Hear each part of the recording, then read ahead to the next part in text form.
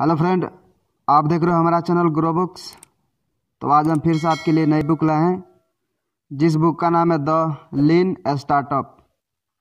इसका मतलब किस तरह लगातार बदलाव करने से एक कामयाब बिजनेस का जन्म होता है। इनका लेखक का नाम है एरिक राइस। तो चलिए बुक को हम आपको दो लफ्ज़ों में बताते हैं। द लीन स्टार्टअप में हम देखेंगे कि किस तरह से आप अपने स्टार्टअप को कामयाब बना सकते हैं।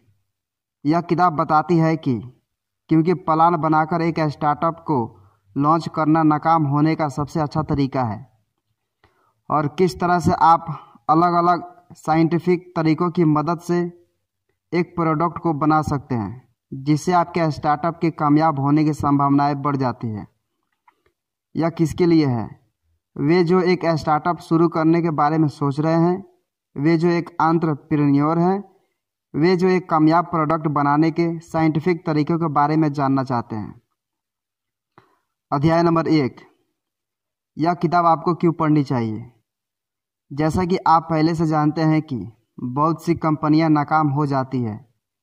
आज जितने भी नए स्टार्टअप्स अब मार्केट में लॉन्च हो रहे हैं, उसमें से 90% स्टार्टअप अगले 5 साल के अंदर ख़त्म हो जाएंगे। ऐसा इसलिए होता है क्योंकि इन स्टार्टअप्स के फाउंडर्स कमरे में बैठकर अपनी टीम के साथ यह प्लान करते रहते हैं कि उनके ग्राहकों को क्या चाहिए होगा और वे किस तरह से उसे उन्हें दे सकते हैं। सच्चाई यह है कि आप कैमरे में बैठकर कभी ये नहीं जान सकते हैं कि आपको ग्राहकों को क्या चाहिए। बहुत से स्टार्टअप अपना सारा पैसा और साधन एक प्रोडक्ट बनाने में लगा देते हैं, जिसे मार्केट में लॉन्च करने के बाद उन्हें पता लगता है कि उस प्रोडक्ट की तो किसी की ज़रूरत ही नहीं। इसके बाद वे कर्ज में डूब जाते हैं, खुद की और अपनी टीम की एनर्जी बर्बाद कर देते हैं और साथ ही अपने बहुत से सपने को भी तोड़ देते हैं। यह किताब बताती है कि किस तरह से आप खुद को इस नर्क में गिरने से बचा सकते हैं। इसे पढ़कर आप सीखेंगे प्लान के हिसाब से अपने स्टार्टअप को चलाना क्यों गलत है, किस तरह से आप मार्केट को स्टडी करके एक कामयाब प्रोडक्ट बना सकते हैं, कोहार्ट एनालिसिस किस तरह से आपको आपकी कंपनी के बारे में कुछ ज़रूरी बातें बता सकती है। अध्याय नंबर 2, स्टार्टअप के आसपास एक कामयाब कंपनी की तरह साधन और डाटा नहीं होता, इसलिए उसे अलग तरह से मैनेज करने की ज़रूरत है। आमतौर पर एक कंपनी में मैनेजर प्लान बनाता है, अपनी टीम को उसे समझाता है और फिर वह उनसे उस काम को पूरा करवाता है। लेकिन यह तरीका सिर्फ उन कंपनियों के लिए काम करता है जो काफ़ी समय से कामयाब है। कामयाब कंपनियों को यह पता होता है कि उनके ग्राहकों को क्या चाहिए, वह उसे आसानी से बनाकर उन्हें दे सकती है। उन्हें पता है कि उन्हें अपने प्रोडक्ट की मार्केटिंग किस तरह से करनी है, क्योंकि यह सारे काम उन्होंने पहले ही करके देख लिए हैं। लेकिन एक स्टार्टअप के साथ ऐसा नहीं होता। उसके पास ना तो ग्राहक होते हैं और ना ही उसके पास साफ यह पता होता है कि उसके ग्राहक को क्या चाहिए। इसलिए उन्हें अलग अलग तरीक़ों को ट्राई करके यह देखना चाहिए कि किस चीज़ से उन्हें कामयाबी मिल रही है। ऐसा करने के लिए उन्हें फ्लेक्सिबल होना होगा ताकि वह समय समय पर तेज़ी से बदलाव कर सके। बहुत से स्टार्टअप के फाउंडर्स कमरे में बैठकर तुक्का लगाते रहते हैं कि उनके ग्राहकों को क्या चाहिए होगा और वे किस तरह से कामयाब हो सकते हैं। वे काफ़ी समय तक पुराने तरीक़ों की मदद से प्लानिंग करते रहते हैं, और जब उन्हें लगता है कि वो पूरी तरह से तैयार हैं, तब जाकर कहीं वो अपनी प्रोडक्ट को लॉन्च करते हैं। लेकिन लॉन्च करने के बाद उन्हें यह पता लगता है कि उन्हें सिर्फ लग रहा था कि उनका प्लान काम करेगा, लेकिन असल में उनका प्लान किसी काम का नहीं था। लेकिन इसका मतलब यह भी नहीं है कि आपको प्लान करना छोड़कर मनमानी तरीके से काम करना चाहिए। स्टार्टअप चलाना एक अनजान रास्ते पर गाड़ी चलाने जैसा है। आपको नहीं पता कब, कहाँ और कैसे मुड़ना है, इसलिए आप शुरू करने से पहले यह तय नहीं कर सकते कि आपको कहाँ से टर्न लेना है। लेकिन आपके पास एक ऐसा ड्राइवर होना चाहिए जो कि ज़रूरत पड़ने पर तुरंत टर्न ले सके। इसका मतलब एक स्टार्टअप को मार्केट पर ध्यान देना चाहिए और उसके हिसाब से अपने प्लान में समय समय पर बदलाव करते रहना चाहिए। अध्याय नंबर 3, स्टार्टअप शुरू करने के लिए सबसे पहले आपको यह खोजना होगा कि आपके ग्राहकों को क्या चाहिए। इससे पहले आप नए प्रोडक्ट के आइडिया पर काम करने के बारे में सोचें। आपको खुद से ये 2 सवाल पूछने चाहिए। क्या मार्केट में किसी को इस प्रोडक्ट की ज़रूरत भी है? दूसरा, क्या वो ज़रूरत इतनी ज़्यादा है कि उससे फ़ायदा कमाया जा सकता है? अगर इन दोनों में से किसी एक सवाल का जवाब भी आपको ना में मिलता है तो आप कितने भी प्लानिंग कर लीजिए, कितनी भी मार्केटिंग कर लीजिए या कितना भी पैसा उस पर प्रोडक्ट को बेहतर बनाने में लगा दीजिए, आपका स्टार्टअप का नाम नाकाम होना तय है। इसलिए एक स्टार्टअप का सबसे पहला गोल होना चाहिए एक ऐसा बिजनेस मॉडल को खोजना जो कि कामयाब हो सके। कामयाब बिजनेस मॉडल का मतलब एक ऐसे बिजनेस से है जिसके प्रोडक्ट की लोगों को ज़रूरत हो और उस ज़रूरत से पैसा कमाया जा सके। इसके अलावा आपको यह भी अंदाज़ा लगाना होगा कि वह ज़रूरत कितने समय तक लोगों को रहेगी। इससे आपको यह पता लगेगा कि आपकी नई कंपनी की उम्र क्या होगी। जिस दिन लोगों की ज़रूरत ख़त्म होगी उस दिन आपका स्टार्ट भी ख़त्म हो जाएगा। इसलिए एक फाउंडर की तरह आपको गोल होना चाहिए। अपनी कंपनी में तब तक बदलाव करते रहना जब तक उसे एक अच्छा बिजनेस मॉडल ना मिल जाए। आपको हर दिन के काम कुछ इस तरह से करने होंगे जिसे वो अपने बिजनेस मॉडल के पास लेकर जा सके। एक बार आपको सही बिजनेस मॉडल मिल जाए तो कहीं आप प्रोडक्ट को बनाना शुरू कर दीजिए। अध्याय नंबर 4, वैलिडेटेड लर्निंग की मदद से आप अपने लिए एक अच्छे बिजनेस मॉडल खोज सकते हैं। जैसा कि हमने पिछले सबक में देखा, पहले से प्लान बनाकर चलाना बिल्कुल भी अच्छा आइडिया नहीं है। इसके लिए पहले आपको मार्केट में जाकर यह पता करना होगा कि आप जो सोच रहे हैं वो काम करेगा या नहीं। इस तरह से मार्केट को स्टडी करने के तरीकों को वैलिडेटेड लर्निंग कहा जाता है। वैलिडेटेड लर्निंग की शुरुआत होती है आपके एक अंदाज से। आप सबसे पहले अपने प्रोडक्ट से संबंधित एक अंदाज़ा लगाते हैं। एग्जाम्पल के लिए, अगर आप एक MP3 प्लेयर बनाना चाह रहे हैं और आपसे पहले किसी ने भी MP3 प्लेयर नहीं बनाया है, तो ऐसे में आपका अंदाज़ा होगा लोग गाना सुनने के लिए मेरा प्रोडक्ट खरीदेंगे। एक बार आपको यह अंदाज़ा मिल जाए तो आप इसे टेस्ट करना शुरू कीजिए। यह सच भी या नहीं, लेकिन इसे टेस्ट करने के लिए आप क्विज या फिर अपने दिमाग में ही ग्राहकों से बात करने का रास्ता मत चुनिए। इसके लिए आप अपने प्रोडक्ट की एडवर्टाइजिंग कीजिए और यह देखिए कि कोई उसे खरीदने की कोशिश कर रहा है या नहीं। एग्जाम्पल के लिए, आप अपने प्रोडक्ट के लिए ऑनलाइन ऐड कर सकते हैं। जब लोग आपके ऐड पर क्लिक करेंगे तो वे आपके प्रोडक्ट के पेज पर आएंगे। इस पेज पर आने के बाद वो आपके प्लेयर के लिए ऑर्डर दे सकते हैं। इस पेज पर आने के बाद अगर लोग ऑर्डर देने की कोशिश कर रहे हैं तो इसका मतलब है कि वे आपके प्रोडक्ट को खरीदेंगे और मार्केट में उस चीज़ की डिमांड है। इस तरह से आपने प्रोडक्ट बनाया ही नहीं, सिर्फ उसकी नकली एडवर्टाइजमेंट की। लेकिन जब आपको एडवर्टाइजमेंट का रिस्पॉन्स आता दिखाई देगा तो उससे आपको यह साफ साफ पता लग जाएगा कि आपको अपने प्रोडक्ट पर काम करना चाहिए या नहीं। इसके अलावा आप अपने ग्राहकों से बात भी कर सकते हैं। आप उनके पास जाइए और उनसे सवाल पूछिए। आप सर्वे की मदद से यह भी पता कर सकते हैं कि लोग आपके प्रोडक्ट को खरीदेंगे या नहीं। अध्याय नंबर 5, अपने प्रोडक्ट के कामयाब होने की संभावना जल्दी से जल्दी पता कीजिए। तो किस तरह से आप यह पता करेंगे कि आपका प्रोडक्ट कामयाब होगा या नहीं? इसके लिए आपको 2 तरह के अंदाजे को जल्दी से जल्दी सही साबित करना होगा। इन वैल्यू और ग्रोथ हाइपोथेसिस कहा जाता है। वैल्यू हाइपोथेसिस का मतलब यह पता करना होगा कि आपके प्रोडक्ट से लोगों की ज़िंदगी आसान हो रही है या नहीं। आपको यह लग रहा होगा कि आपके प्रोडक्ट से लोगों को अपने काम में बहुत मदद मिल रही होगी या फिर उन्हें उससे इस्तेमाल करने में बहुत मज़ा आ रहा होगा। लेकिन आपका यह सोचना किस हद तक सही है, इसे आपको जल्दी से जल्दी पता करना होगा। दूसरा है ग्रोथ हाइपोथेसिस, जिसे आप यह पता करते हैं कि प्रोडक्ट का मार्केट कितना बड़ा है। क्या वो प्रोडक्ट इतने लोगों को पसंद आएगा जिससे उसके सेल्स अच्छे आ सके। इन दोनों हाइपोथेसिस को कंफर्म करने के बाद ही आप अपने प्रोडक्ट को बड़े पैमाने पर लॉन्च करने के बारे में सोचिए। फेसबुक इसका बहुत अच्छा एग्जाम्पल है।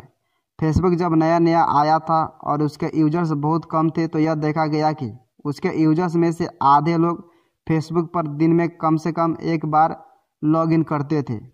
इससे यह पता लगा कि जो फेसबुक को इस्तेमाल कर रहे हैं उन्हें वो बहुत पसंद आ रहा है। इसके अलावा यूनिवर्सिटी के 67% से ज़्यादा स्टूडेंट फेसबुक से एक महीने के अंदर ही जुड़ गए थे। इसके लिए मार्केटिंग पर कुछ भी खर्चा नहीं करना पड़ा। इस बात से यह साबित हो गया कि फेसबुक एक वायरल प्रोडक्ट है जिसका मार्केट बहुत बड़ा हो सकता है।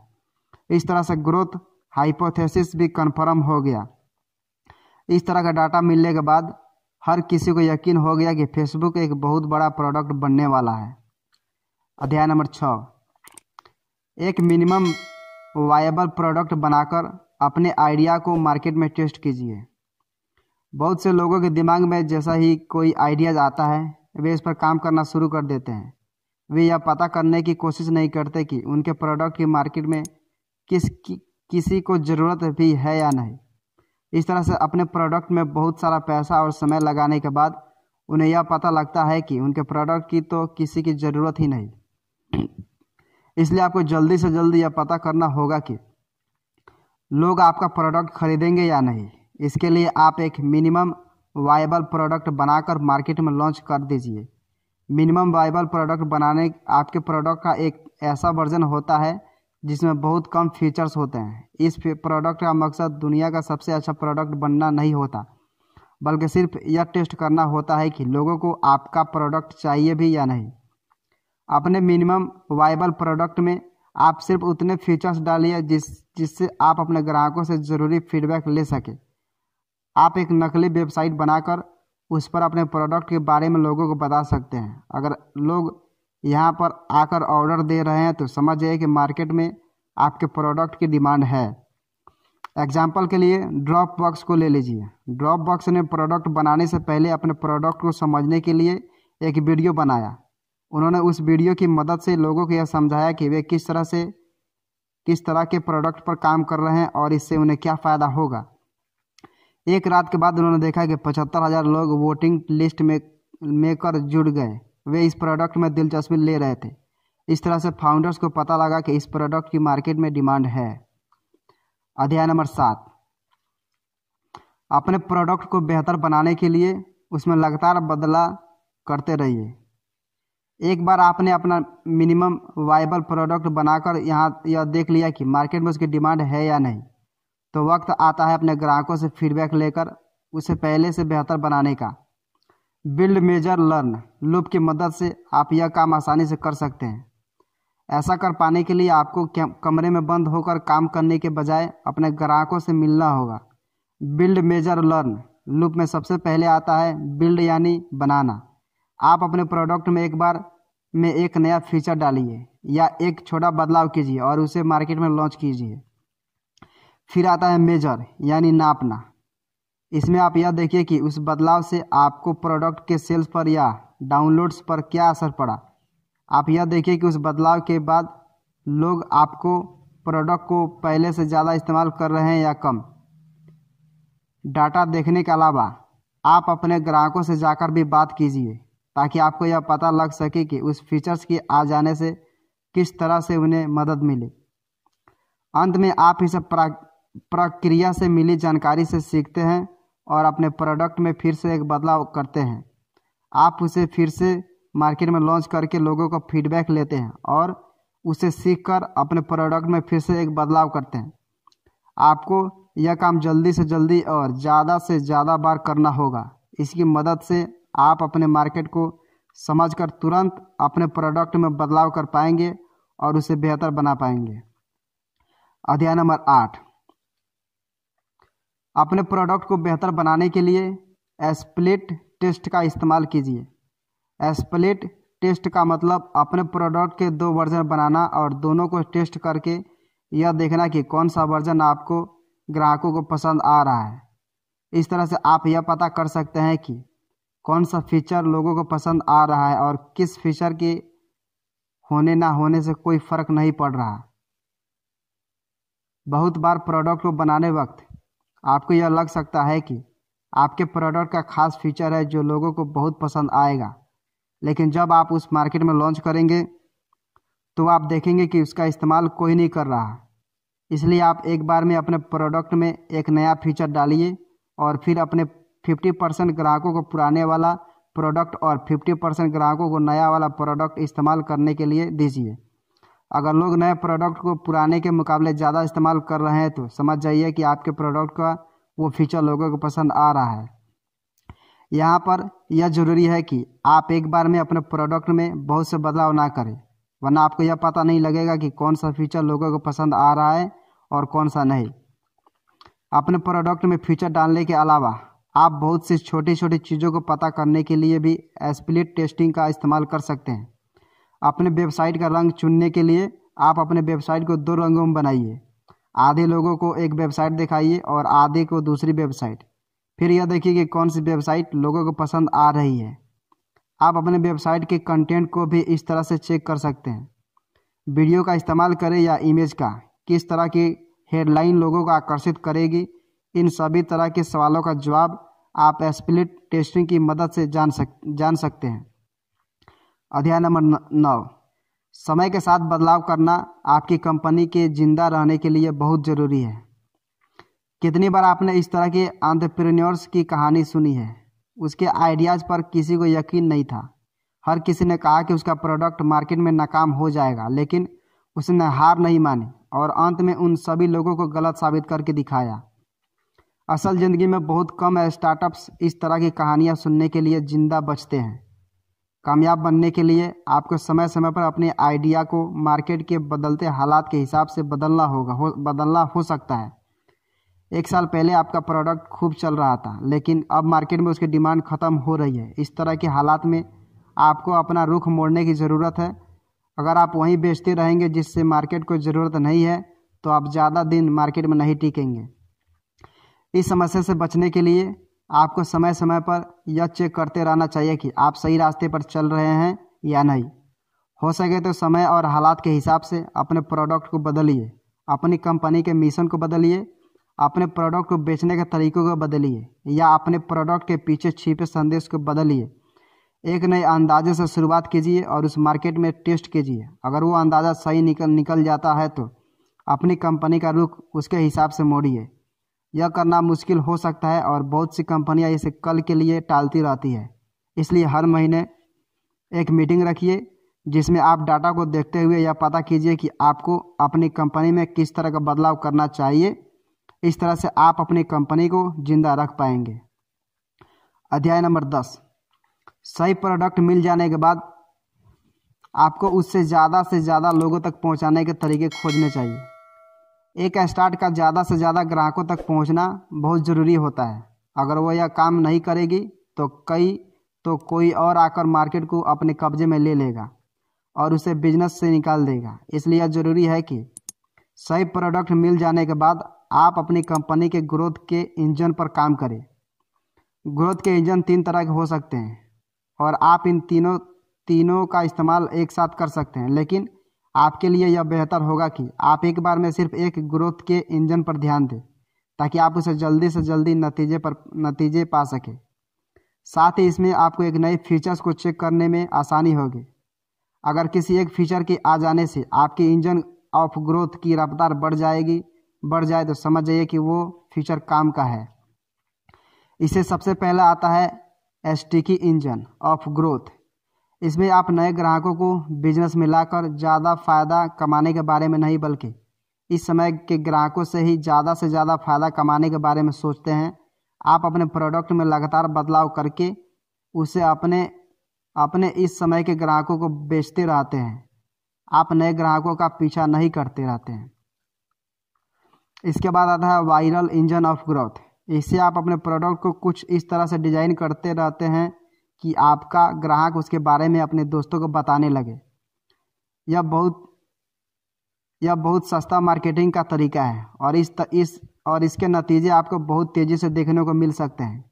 इससे आपका ग्राहक खुद आपके लिए नए ग्राहकों को लाने का काम करता है। अंत में आता है पेड इंजन ऑफ ग्रोथ। इसमें आप एडवर्टाइजमेंट के जरिए नए लोगों तक पहुंचने की कोशिश करते हैं। यह करना तभी संभव है जब आपके पास इतना पैसा आ रहा हो कि आप उसे एडवर्टाइजमेंट में लगा सकें। आप जितना एडवर्टाइजमेंट में लगा रहे हैं आपको उससे ज़्यादा फ़ायदा होना चाहिए, तभी आप इस इंजन ऑफ ग्रोथ का इस्तेमाल कर पाएंगे। इन 3 में से किसी एक को चुनिए और उससे ही अपनी कंपनी को आगे ले जाने के लिए इस्तेमाल कीजिए। अध्याय नंबर 11, वैनिटी मैट्रिक्स का इस्तेमाल करने का कोई फ़ायदा नहीं होता। फेसबुक या इंस्टाग्राम पर बहुत से फैन फॉलोवर इकट्ठा करना, हफ्ते में 100 से ज़्यादा घंटों काम करना या फिर समय समय पर अपने माइल स्टोन चेक करना, ऊपर से देखने में यह लग सकता है कि इससे आपको कामयाबी मिल जाएगी, लेकिन असल में इनका कामयाबी से कुछ लेना देना नहीं है। फेसबुक या इंस्टाग्राम पर बहुत से फॉलोवर होने का यह मतलब नहीं है कि वे सारे अपने ग्राहक बन जाएंगे और आपको प्रोडक्ट खरीद लेंगे। हफ्ते में 100 घंटे काम करने का कोई फ़ायदा नहीं है अगर आप गलत चीज़ पर ध्यान दे रहे हैं तो। इन्हें ही वैनिटी मैट्रिक्स कहा जाता है और इन पर ध्यान देने का कोई फ़ायदा नहीं है। वैनिटी मैट्रिक्स को देखना एक बार के लिए अच्छा लग सकता है और वो आपको इस भ्रम में रखता है कि आप कुछ अच्छा काम कर रहे हैं, अपनी कंपनी को आगे लेकर जा रहे हैं। इस भ्रम में रहना सुकून भरा होता है और इसलिए बहुत से लोग बार बार यह चेक करते रहते हैं कि उन्हें कितने लाइक्स या कमेंट्स मिल रहे हैं, लेकिन इसका कोई फ़ायदा नहीं होता। आपको उस डाटा पर ध्यान देना होगा जो आपको यह बताए कि आप कितने ग्राहकों को अपनी कंपनी में ला रहे हैं और समय के साथ आपके प्रॉफिट किस तरह से बढ़ रहे हैं। आपको उस डाटा पर ध्यान देना होगा जो आपको एक अच्छे बिजनेस मॉडल की तरफ लेकर जाए। इससे आपको यह पता लगेगा कि कौन सा काम ज़्यादा ज़रूरी है। इसे जानने के बाद आप अपने पैसे और एनर्जी को सही जगह पर लगा पाएंगे। अध्याय नंबर 12, कोर मैट्रिक्स को नाप कर आप यह पता कर सकते हैं कि आप कामयाब हो रहे हैं या नहीं। पिछले सबक में हमने देखा किस तरह से लोग बेकार के नर्वस के पीछे भागते रहते हैं जो उन्हें इस भ्रम में रखता है कि उनका स्टार्टअप अब कामयाब हो रहा है। इस सबक में हम यह देखेंगे कि वह कौन सी मैट्रिक्स है जिनसे आप यह पता कर सकते हैं कि आपका स्टार्टअप असल में कामयाब हो रहा है या नहीं। इन्हें कोर मैट्रिक्स कहा जाता है। हर स्टार्टअप के लिए उसके कोर मैट्रिक्स अलग हो सकते हैं। कितने ग्राहक हर महीने आपके प्रोडक्ट को खरीद रहे हैं, एक ग्राहक कितने समय तक आपके प्रोडक्ट को इस्तेमाल करता है, उससे आपको कितना फ़ायदा होता है और आपके ग्राहक आपको प्रोडक्ट के बारे में दूसरों को कितना बता रहे हैं। आपको अपने स्टार्टअप को कोहार्ट एनालिसिस करना चाहिए। कोहार्ट एनालिसिस करते वक्त आप यह देखते हैं कि आपके पुराने ग्राहक नए ग्राहकों के मुकाबले किस तरह से बर्ताव कर रहे हैं। एग्जाम्पल के लिए आप अपने ग्राहकों को 3 भागों में बांट दीजिए। वे जो आपसे 6 महीना पहले जुड़े थे, वे जो आपसे 4 महीना पहले जुड़े थे और वे जो आपसे 2 महीना पहले जुड़े थे। इसके बाद आप यह देखिए कि वे लोग अपने प्रोडक्ट के बारे में अपने दोस्तों को कितना बता रहे हैं। आप यह नापिए कि वे लोग समय के साथ अपनी कंपनी को कितना पसंद या नापसंद करने लगे हैं। इससे आपको यह पता लगेगा कि एक ग्राहक आपकी कंपनी के साथ जुड़ने के 2 महीने के बाद किस तरह से बर्ताव करेगा, 4 महीने के बाद किस तरह से बर्ताव करेगा और 6 महीने के बाद किस तरह से बर्ताव करेगा। इस तरह से आप यह पता कर पाएंगे कि आपकी कंपनी समय के साथ कामयाब हो रही है या आपके ग्राहक आपसे नाखुश हुए जा रहे हैं। कुल मिलाकर एक स्टार्टअप को यह नहीं पता होता कि उसके ग्राहकों को क्या चाहिए, इसलिए उसके फाउंडर को कभी कमरे में बैठकर अंदाज़ा लगाकर काम नहीं करना चाहिए। उसे हमेशा अपने अंदाज़ा को मार्केट में जाकर टेस्ट करना चाहिए। उसे तरह तरह से सर्वे, इंटरव्यू और रिसर्च करके यह पता करने की कोशिश करनी चाहिए कि उसके ग्राहकों को असल में क्या चाहिए। एक मिनिमम वायबल प्रोडक्ट बनाकर उसे मार्केट में लॉन्च करके ग्राहकों से फीडबैक लेना उनकी ज़रूरतों को समझने का सबसे अच्छा तरीका है। इससे मिलने वाले डाटा के हिसाब से समय समय पर अपने प्रोडक्ट को अपडेट करते रहने से आप मार्केट में कामयाब हो पाएंगे।